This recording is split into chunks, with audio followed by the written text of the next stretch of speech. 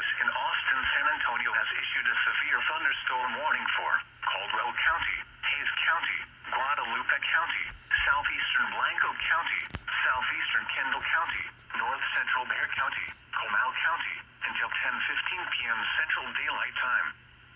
At 9:13 p.m. Central Daylight Time, severe thunderstorms were located along a line extending from Henley to near Spring Branch to near Birdheim, moving east at 55 miles per hour.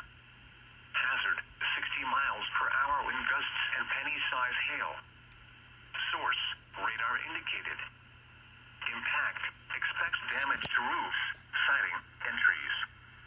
Locations impacted include New Braunfels, San Marcos, Schertz, Kyle, Seguin, Cibolo, Buda, Lockhart, Selma, Lewing, Dripping Springs, Wimberley, Canyon Lake Dam, Canyon Lake, Fair Oaks Ranch, Bulverde, Garden Ridge, McQueenie, Wood Creek, and Martindale. A tornado watch remains in effect until midnight Central Daylight Time for South Central Texas. For your protection, move to an interior room on the lowest floor of a building.